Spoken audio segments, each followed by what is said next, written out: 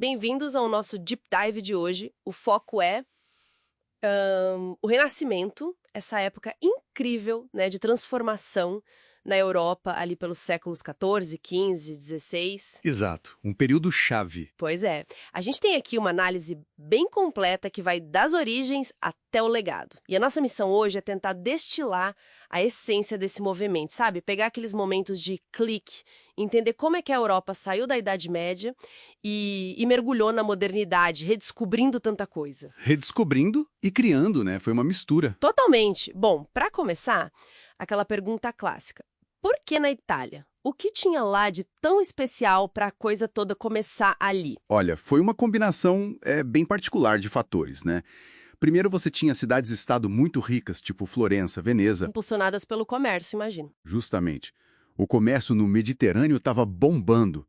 Essa grana toda permitiu que famílias poderosas como os Medici financiassem artistas, pensadores, o famoso mecenato. Ah, o mecenato. Fundamental. Mas foi só o dinheiro? Não só.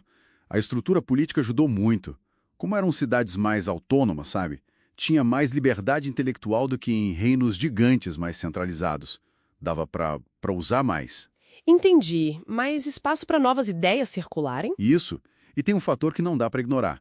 A herança romana estava ali, física. As ruínas, as esculturas, os textos que começaram a ser redescobertos. Nossa, é verdade? Isso serviu de inspiração direta para essa ideia de renascitar, de renascer mesmo, buscando aquela glória do passado clássico. Faz todo sentido. E que ideias foram essas? O que estava borbulhando na cabeça dessa gente que definiu a época? Aqui a coisa fica fascinante.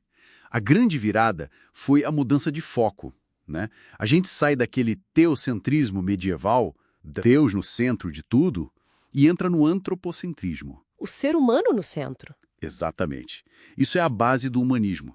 Uma valorização enorme da capacidade humana, da dignidade, da razão. Uma mudança, uau, radical mesmo de perspectiva. Mas isso quer dizer que eles largaram a religião de mão?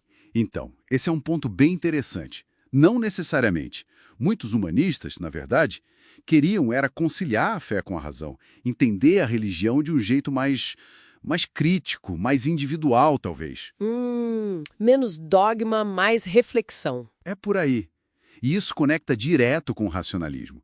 A crença de que você entende o mundo observando, usando a lógica, testando as coisas. Foi isso que começou a, digamos, balançar o monopólio do conhecimento que a igreja tinha há séculos. Que não devia ser fácil, né? Desafiar a igreja naquela época.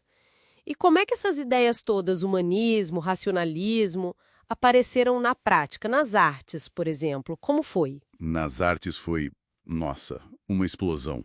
Uma busca muito intensa pelo realismo, por representar o mundo e a figura humana de forma fiel.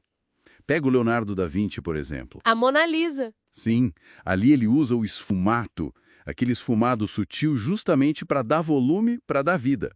Completamente diferente das linhas duras da arte medieval, né? Totalmente. Aí você tem Michelangelo com a força, a beleza idealizada do corpo humano no Davi, ou Rafael na escola de Atenas, celebrando a filosofia antiga, colocando Platão, Aristóteles, toda aquela turma num cenário com perspectiva matemática perfeita. Ah, perspectiva, outra inovação técnica importante, né? Para dar essa sensação de profundidade, de realismo no espaço. Exato. A técnica trabalhando para essa nova visão de mundo. E por trás disso tudo tinha aquele ideal do homo universale. O homem universal? Isso. A ideia de que uma pessoa podia ser brilhante em várias áreas. O Da Vinci é o exemplo clássico. Pintor, inventor, cientista. Reflete essa crença otimista no potencial humano, quase sem limites. Impressionante. E na ciência, para onde essa aposta na razão, na observação levou? E aí as rupturas foram sísmicas. Copérnico e depois Galileu, né? Eles propuseram o heliocentrismo. A Terra girando em torno do Sol? Exato. E não o contrário. Isso batia de frente com a visão de mundo que a igreja defendia, baseada em Aristóteles e na Bíblia. Imagina o choque. Foi um choque enorme. O Galileu, com o telescópio que ele aprimorou, viu luas em Júpiter, viu as fases de Vênus. Eram evidências fortes para o heliocentrismo. Mas, isso custou caro para ele. Teve que enfrentar a Inquisição. Muito. E não foi só na astronomia, viu? Na anatomia também.